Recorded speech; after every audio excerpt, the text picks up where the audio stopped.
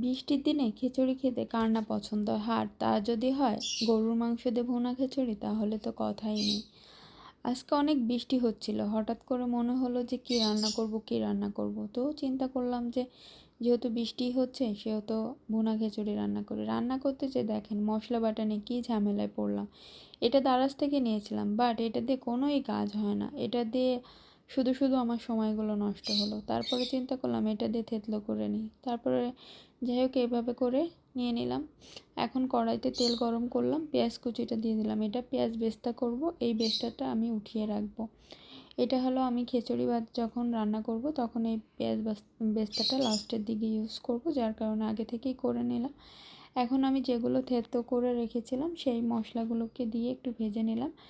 ভেজে নেওয়ার পরে সাথে বাটা মশলাগুলোকে দিয়ে দিলাম। আমি ভিডিওটা অনেক বেশি লং করব না, যার কারণে একটু তাড়াতাড়ি করে সব কিছুই করে নিচ্ছি। আপনারা অবশ্যই বুঝতে পারবেন, যারা রাঁধুনি এবং যারা নতুন রাঁধুনি তারাও বুঝতে পারবেন, কারণ আমি প্রত্যেকটা জিনিসই দেখিয়ে দিচ্ছি, স্কিপ করিনি।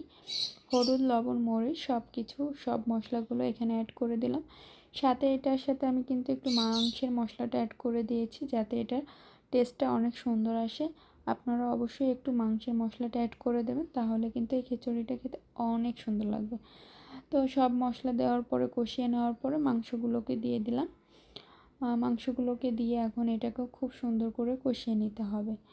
মাংসটাকে খুব সুন্দর করে কষিয়ে নেওয়ার পরে একটু হাই হিট দিতে হবে, যাতে একটু পানি ছেড়ে দেবে, তখন কিন্তু জালটা একটু কমিয়ে দিতে হবে। তো এভাবে করে মাংসটাকে আমি খুব সুন্দর করে কষিয়ে রান্না করে দিলাম। একটু পানি দিয়ে দিলাম, দেখলাম নিচ থেকে লেগে যাচ্ছিলো। তা পানিটা দিয়ে আবার ওইটাকে আমি একটু সুন্দর মতো করে কষিয়ে নিতে হবে, মানে কষিয়ে নিব। তো এইভাবে মাংসটা আমার রান্না হয়ে গেলে এখন চাউলটা চুলায় দিয়ে দিলাম। এর ভিতরে আমি এলাচ, তেজপাতা, লবঙ্গ, দারুচিনি সব কিছু দিয়ে সুন্দর করে এই চাউলটাকে ভুনা করে নিচ্ছি, মানে ভেজে নিচ্ছি। চাউলটাকে খুব সুন্দর করে ভেজে নিতে হবে, যত সময় পর্যন্ত ঝনঝন আওয়াজ না হবে হাঁড়ির সাথে তত সময় ভেজে নিতে হবে। তারপরে পরিমাণ মতো করে পানি দিয়ে দিতে হবে।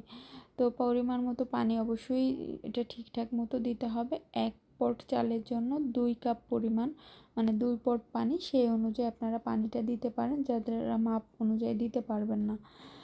তো সব কিছু দেওয়ার পরে পানিটা যে সময় একটু গরম হয়ে বলক তুলবে তখন কিন্তু আমি মাংসগুলোকে অ্যাড করে দিলাম। মাংসগুলো অ্যাড করে দিয়ে মিলিয়ে দিলাম। যেহেতু এটা খিচুড়ি, একটু সব কিছু তো অবশ্যই মিক্সড হইতে হবে, যার কারণে কিন্তু আগে থেকেই আমি মাংসগুলোকে দিয়ে মিলিয়ে দিলাম। এখন পরিমাণ মতো লবণ দিয়ে দিব। লবণ দেওয়ার পরে এটাকে ঢাকনা দিয়ে ঢেকে দিতে হবে। তো এভাবে করে ঢেকে আমি একটু কিছু সময় রান্না করব। রান্না করার পরে আমি আবারও একটু চেক করে নেব।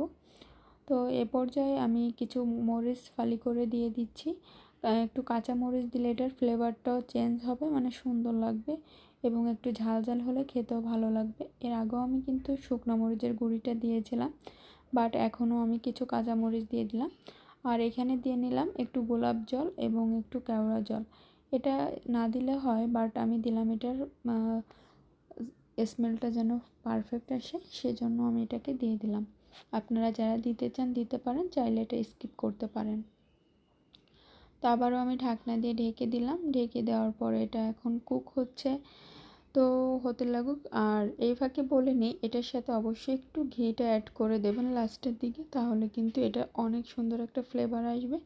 এবং ঘিটা যখন অ্যাড করবেন, আগে আপনারা যে পেঁয়াজ বেস্তাটা করে রেখেছিলেন সেই পেঁয়াজ বেস্তাটা দিয়ে দেবেন। দেওয়ার পরে তার উপরে আস্তে 1 চামচ বা 2 চামচ করে ঘিটা দিয়ে দেবেন, তাহলে দেখবেন এটা খেতে অনেক টেস্ট হবে, মানে টেস্টের থেকে বেশি হলে আপনার স্মেলটা অনেক সুন্দর আসবে। আর প্রত্যেকটা জিনিসের স্মেলটা কিন্তু সুন্দর হলে সেই জিনিসটা খেতে কিন্তু তার প্রতি আগ্রহ জাগে এবং আলটিমেটলি সেইটা ভালো লাগে।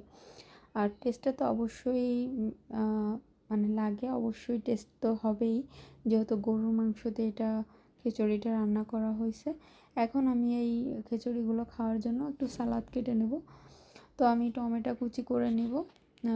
আজকে আমার ঘরে আসলে খিরেটা ছিল না, বাট যার কারণে আমি কি করব, আসলে আমার খেয়াল ছিল না যে আজকে ঘরে যে খিরেটা নেই, খেয়াল ছিল না, যার কারণে শুধু টমেটো দিয়ে আজকে সালাদটা তৈরি করব। টমেটো, পেঁয়াজ এগুলো দিয়েই সালাদটা তৈরি করা হবে, মরিচ টরিচ দিয়ে। যাই হোক, এই সালাদটাও খেতে অসাধারণ লাগে, যার কারণে সালাদ না হলে তো খিচুড়ি বা তেহেরি যেটাই বলেন সেটা কিন্তু খেতে একদমই ভালো লাগে না। বিরিয়ানি, খিচুড়ি, তেহেরি এই জিনিসগুলোতে আসলে সালাদটা লাগেই। যার কারণে এখন কি করব, টমেটো দিয়ে সালাদটা করে নিলাম, আর কি আর করা। তো টমেটোগুলোকে খুব সুন্দর করে কুচি কুচি করে কেটে নিলাম। এখন এর ভিতরে দিয়ে দিব মরিচ, তারপরে পেঁয়াজ, চাইলে আপনারা একটু ধনের পাতা দিয়ে দিতে পারেন, তাহলেও টেস্টটা অনেক সুন্দর আসবে। তো এগুলো দিয়ে কিন্তু আমি এখন সুন্দর করে হাত দিয়ে মাখিয়ে নেব, এবং সুন্দর করে কিন্তু মাখাইতে হবে। মাখানোটা সুন্দর হলে কিন্তু খেতেও ভালো লাগবে। তো আমি টমেটোগুলোকে একটু ছাড়িয়ে ছাড়িয়ে সুন্দর করে এটাকে একটু লবণ দিয়ে সুন্দর করে এখন মাখিয়ে নিচ্ছি। চাইলে এটার সাথে আপনারা একটু সরিষার তেল অ্যাড করতে পারেন, চাইলে স্কিপ করতে পারেন। আমি এটার সাথে সরিষার তেল দিই না, বাট অনেকে দেখি যে সরিষার তেলটা দেয়। তো এই তো আমার সালাদটা এখন খাওয়ার পালা। এই তো এখন হাঁড়ি থেকে এই যে ভাতগুলো তুলে নিচ্ছি। এখন এগুলো খেতে হবে। জাস্ট খাওয়ার সময় বুঝতে পারবো যে আসলে এটা কতটা টেস্টি হয়েছে। তো আমি একটা স্পুন দিয়ে এটা একটু আপনাদেরকে খেয়ে টেস্ট করে দেখাচ্ছি। জাস্ট অসাধারণ হয়েছে। অবশ্যই বাসায় ট্রাই করবেন, বাট এটা স্পুন দিয়ে খেতে কিন্তু একদমই ভালো লাগবে না, কারণ বাঙালি মানুষ হাত দিয়ে খেতেই বেশি পছন্দ হয় বা বেশি ভালো লাগে। তো অবশ্যই বাসায় একবার হলেও ট্রাই করবেন এবং আমাকে কমেন্টস করে জানাবেন কে কোথা থেকে দেখছেন। সবাইকে অনেক ধন্যবাদ।